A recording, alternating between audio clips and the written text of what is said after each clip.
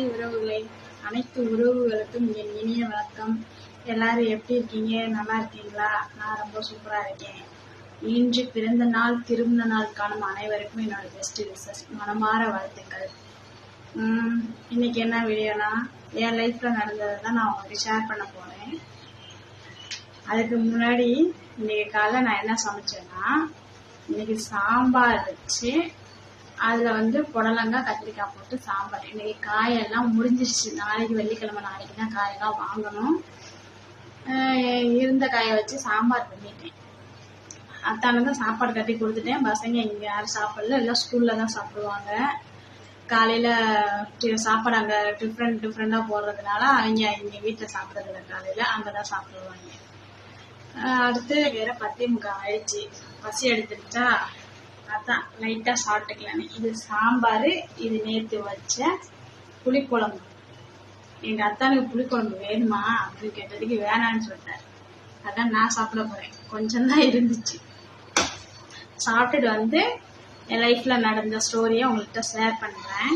சாப்பிட்டு முடிச்சிட்டேங்க. இப்போ மணி 10:53. சாம்பாரில் கொஞ்சம் உப்பு கம்மியாக இருக்குது. புளிக்குழம்பு செம்மையாக இருக்குது. எங்க அத்தனுக்கு வேற போன் அடிச்சு சொல்லிடுது வேற, குழம்புல கொஞ்சம் உப்பு கம்மியா இருக்கு, கொஞ்சம் சாப்பிடும் போது போட்டுக்கணும், இல்லைன்னா அவர் சாப்பிட்டுக்கிட்டு போன் அடிச்சு என்னை திட்டுறதுக்கு முன்னாடியே நம்ம போன் அடிச்சு சொல்லிடணும். அப்பதான் கொஞ்சம் திட்டு வாங்காம இருக்கும். நான் யாருக்காதையும் நான் சொல்லலை. என்னோட லைஃப்ல நான் அனுபவிச்ச சில கசப்பான விஷயத்த தான் உங்கள்கிட்ட நான் சொல்றேன். இது ஏன் சொல்றேன்னா, நம்ம சொந்தம்னு சொல்லிக்கிறோம்ல, அவங்களுக்கும் நம்மளுக்கு யாரோ எவரோ அப்படிங்கிறவங்க சில வித்தியாசத்தை தான் நான் சொல்ல போறேன். ஏன்னா நான் அப்படி அனுபவிச்சேன். ஃபர்ஸ்ட் பையன் மாசமா இருக்கும்போது ஒரு 5 மாசம் இருக்கும். ஏதாச்சுமா ஒரு கடைக்கு நான் காய் வாங்க தான் போனேன். அங்க எங்க சொந்தக்காரங்க இருப்பாங்கன்னு எனக்கு தெரியாது. போன கடல்ல நுழைஞ்சோன்னே தான் நான் பார்த்தோன்னே நான் கொஞ்சம் ஷாக் ஆயிட்டேன். ஐயோ என்ன சொல்ல போறாங்கன்னு மனசுக்குள்ள பதட்டம், உள்ளுக்குள்ள ஒரு சந்தோஷம், நம்ம சொந்தக்காரங்களை பார்த்துருக்கோமே அப்படின்னு. ஆனா அவங்க என்னை எப்படிமா பார்த்தாங்க, மேலேயும் கீழையும் பார்த்துட்டு யாரோ எவரோ அப்படின்னு நினைச்சுக்கிட்டு பார்த்தும் பார்க்காத மாரி போயிட்டாங்க. எனக்கு அப்படியே அந்த இடத்துல அழுகதான் வந்துச்சு. ஏன்னா ரொம்ப நாள் கழிச்சு, ரொம்ப மாசம் கழிச்சு நம்ம பார்த்துருக்கும் போது எப்படி பார்த்தும் பார்க்காத மாதிரி போனோன்னா எனக்கு அப்படியே மனசெல்லாம் ரொம்ப கஷ்டம். கண்ணுல இருந்து தண்ணியா வந்துருச்சு. எனக்கு நேரம் கொஞ்சம் காய்கறி வாங்கிட்டு நேரம் எங்க வீட்டுக்கு போயிட்டு எங்க அத்தானாட்ட சொன்னேன், இது மாரி தான் என்னை பார்த்துட்டு பார்க்காத மாதிரி போயிடுச்சு, நின்று பார்த்துட்டு ஒரு வார்த்தை கூட என்னன்னு கூட கேட்கல, பேச கூட இல்லை அப்படின்னு. இதை நான் ஏன் இப்ப சொல்றேன்னா, அவங்க பிள்ளைக்கு நான் தீக்குனி கூட நான் அலசி போட்டிருக்கேன். அவங்க பிள்ளைக்க நான் அப்படி பார்த்துக்கிட்டேன். ஸ்கூலுக்கு போகாம கூட லீவ் போட்டு கூட அவங்க பிள்ளைய நான் அப்படி பார்த்துக்கிட்டாங்க. ஆனா நான் மாசமா இருக்கும்போது 5 மாசம் அப்ப ரொம்ப நாள் கழிச்சு நான் பார்த்துருக்கும் போது ஒரு வார்த்தை கூட நான் இன்னும் கூட சந்தோஷம், சொல்ல வரவங்க பார்த்துருக்கோமே அப்படின்னு ஒரு வார்த்தை கூட பேசாம பார்த்தும் பார்க்காத மாதிரி போனா எப்படி இருக்கும்.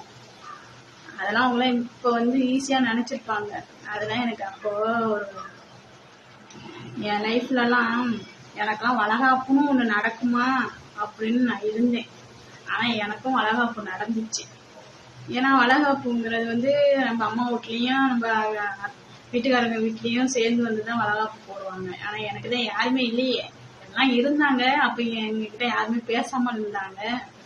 அப்ப எனக்குலாம் வளகாப்பு நடக்குமா அப்படின்னு இருக்கும்போது, நான் குடியிருந்த பக்கத்துல லைன்ல உள்ளவங்க எல்லாத்திட்டையும் நல்லா பேசுவேன்னா, எல்லாரும் சேர்ந்து இந்த பிள்ளைக்கு நம்மளா சேர்ந்து வளகாப்பு போடணும் அப்படின்னு அவங்களாம் பேசியிருந்திருப்பாங்க. என்கிட்ட கேட்டாங்க, முன்னாடி வளகாப்பு போடுறீங்களா, இந்த மாசம் என்ன 8 மாசம் ஆயிருக்கு, 9ஆம் மாசமாவது வளகாப்பு போடணும், போடுறியா அப்படின்னு சொல்லி கேட்டாங்க. எங்க அத்தா நான் கேட்டுட்டு சொல்றேன் அப்படின்னு. எங்க அத்தா கிட்ட அவங்களே பேசினாங்க, என்னப்பா இது தலைச்சம்புள்ளிக்கு வளகாப்பு விட்டுதான் ஆகணும், நீங்க போட முடியுமா இல்ல நாங்களே சேர்ந்து போட்டு, மாசமா இருக்கவங்க பொதுவாவே ரொம்ப ஆசைப்படுவாங்கல்ல, அது போல எனக்கு வளகாப்புனா நடக்குமா, நானும் கை ஃபுல்லா வளைகள் போட்டுக்குவானா அப்படின்னு ஒரு கொஸ்டினாவே இருந்துச்சு. அதை நிறைவேற்றியா வச்சுட்டாங்க. எங்க நான் முன்னாடி குடியிருந்த பக்கத்துல உள்ளவங்க எல்லாருமே சேர்ந்து வளகாப்பு போட்டாங்க. ஆனா நாங்க தான் ஜாமான் எல்லாம் வாங்கிட்டு வந்தோம். ஆனா போடுறதுக்கு ஆள் வேணுங்களாங்க.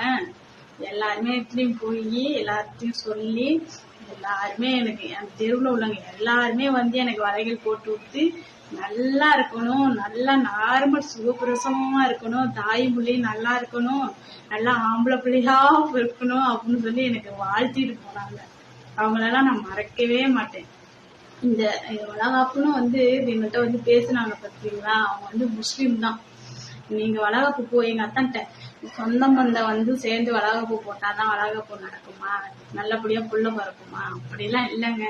நம்மளுக்கு பிடிச்சவங்க, நம்ம நல்லா இருக்கணும்னு நினைக்கிறவங்க வந்து வளகாப்பு போட்டாலும் குழந்தை நல்லபடியா பிறக்கும். எனக்கு நல்லபடியா மறந்துச்சு. புள்ள ஆம்பளை புள்ள, நார்மல் பிரசவம் தான். எந்த ஒரு ஆண்டுமே எனக்கு எந்த ஒரு கஷ்டத்தையும் கொடுக்காம நல்லபடியா பிறந்துட்டான். அப்புறம் அவங்களெல்லாம் வந்து சொல்லியே ஆகணும். அந்த முஸ்லீம் அம்மா வந்து எங்க அத்தா வந்து சாக்லேட் கொடுக்க போயிருந்தாங்களா, அப்படிதான் அவங்க வீட்டுல இல்லவும் அதான் நான் சாயங்காலமா பார்த்துட்டு, என்னப்பா இது மாதிரி வந்து கேட்டியாமே, என்னப்பா செலவுக்கு எது காசு எது தேவைப்படுதா அப்படின்னு வந்து கேட்டாங்க. அது கேட்கறதுக்கே ஒரு இது வேணும்லங்க. இப்பெல்லாம் நம்ம சொந்தக்காரங்க காசு வேணும்னு சொல்லி போன் அடிச்சாவே போனே எடுக்க மாட்டாங்கல்ல. எங்க அத்தான் சொன்னாங்க, இல்லம்மா காசுலாம் இருக்கு, பையன் பிறந்திருக்கேன், சாக்லேட் கொடுக்கறதுக்காண்டி வந்துட்டோமா அப்படின்ட்டு. என் பிறக்கிற அன்னைக்கு காலையிலேயே வலி ஸ்டார்ட் ஆயிடுச்சு. நானும் அழுவுறேன், உருண்டு பரட்டுறேன், ஒன்றும் முடியல. எங்க அத்தா வேலைக்கு கிளம்பிட்டு இருந்தாங்க. சாப்பாடு போட்டு சாப்பிட்டுட்டு இருக்கும்போது ரொம்ப பெயின் ஆயிடுச்சு. அப்புறம் எங்க அத்தானுக்கு வந்து இது வந்து பிரசவ வலிதான் அப்படின்னு சந்தேகப்பட்டு போய் பக்கத்து வீட்டு அக்காவை கூட்டிட்டு வந்து இது மாரி வலிக்குதுன்னு அழுதுட்டு கிடக்குறா அப்படின்னு. இது வந்து அந்த அக்கா பார்த்துட்டு இது பிரசவ வலி, ஏன்னா டேட்டு 3 நாளுக்கு முன்னாடியே எனக்கு வலி வந்துருச்சு. பிரசவ வலி தம்பா, நீ வேலைக்கெல்லாம் போகாத, லீவ் போட்டுரு அப்படின்னு. நாங்க வந்து சரி வலி வந்துருச்சா, நான் என்ன நினைச்சோம், உள்ள பிறக்கும் போது 3 நாளைக்கு நைட்டு கூட இருக்கணும். நாங்க அந்த யோசனைல தான் இருந்தோம், நல்லபடியா புள்ள பிறக்கணும் அந்த யோசனை எங்களுக்கு இல்ல. நம்மளுக்கு கூட யாரா இருப்பா, எங்க அத்தா நைட்டு 3 நாளைக்கு ஆம்பளைங்க வந்து ஹாஸ்பிட்டல்ல உள்ள அலோடு கிடையாதுல்ல, யாரா இருப்பா, எங்க கூட என்னடா பண்ண போறோம் ஒன்னும் புரியலன்னு பக்கத்து வீட்டு அக்கா வந்து சொல்லிட்டு போயிட்டாங்க, இது வந்து பிரசவ வலி தான்பா, நீ வேலைக்கெல்லாம் போகாத, வீட்டுல இரு, போய் சோடா மட்டும் ஒண்ணு வாங்கிட்டு வா அப்படின்னு. ஏன்னா சோடாவும் பாலும், பச்சை பாலை காய்ச்சி அதை சோடா ஊத்தி குடிச்சா சூட்டு வலியா இருந்தா அமுங்கி போயிருமா, புள்ள வலியா இருந்தா வலி வந்து அதிகம் கொடுக்கணும் அந்த அக்கா சொல்லி சோடா வாங்கிட்டு வந்தாங்க. அதே மாதிரி கொடுத்தாங்க, நான் குடிச்சிட்டேன். குடிச்சோன்னு கொஞ்சம் வலி வந்து அதிகமா தான் வந்துச்சு. இங்க இருந்து காலையில 7 மணிக்கு ஸ்டார்ட் ஆன வலி, புள்ள பிறந்தது 4 நாளுக்கு. மத்தியானம் ஹாஸ்பிட்டலுக்கு போனோம். எங்க கூட அந்த அக்கா தான் வந்துச்சு. கடைசி வரையுமே எங்களுக்கு அந்த அக்கா இருந்தாங்க. நான் புள்ள பிறக்கும்போது வார்டு உள்ளுக்குள்ளேயே இருந்தாங்க. என் கைய புடிச்சுக்கிட்டு கொஞ்சம் பொறுமையா இருந்து தலையெல்லாம் அப்படியே தடை கொடுத்துக்கிட்டு கையெல்லாம் அமுக்கி விட்டுக்கிட்டு வாய வலிக்குதுன்னா அவங்க கைய வந்து என் வாயில வச்சு கடிச்சுக்கமா, வலிய பொறுத்துக்கோ அப்படின்லாம் வந்து எனக்கு வந்து மோட்டிவேட்டா இருந்தாங்க அந்த இடத்துல. வீட்டுல இருந்து மத்தியானம் 1 மணிக்கு நல்ல நேரம் பார்த்து கிளம்பணும். சாமியெல்லாம் கும்பிட்டுக்கோ, நல்லபடியா பிறக்கணும் அப்படின்னு அந்த அக்கா சொன்னாங்க.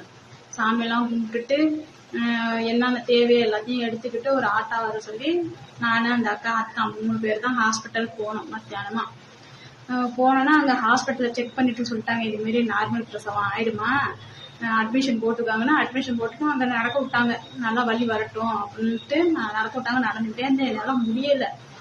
ட்ரிப்பு வேற ஏறிக்கிட்டு இருந்துச்சு. வயிற்றெல்லாம் போட்டு பிச்சுக்கிட்டேன், வலி தாங்க முடியாம தானா போட்டு பறண்டிக்கிட்டு ஒண்ணுமே, ஏன்னா சின்ன வயசுல அந்த வலியெல்லாம் தாங்க முடியாதா, அப்படி அந்த அக்காவையும் போட்டு பாடா படுத்திட்டேன். அப்புறம் புள்ள பிறகுறதுல என் கூடவே அந்த அக்கா இருந்தாங்க. பிள்ளைய 4 நாளைக்கு நல்லபடியா பிறந்துருச்சு. ரொம்ப கஷ்டப்பட்டுதாங்க பிள்ளைய பெற்றேன். அதுக்கு அங்கிட்டு எங்க வீட்டுல இருந்து வந்தாங்களா வரலையாங்கிறத மீடியா நாளைக்கு வச்சு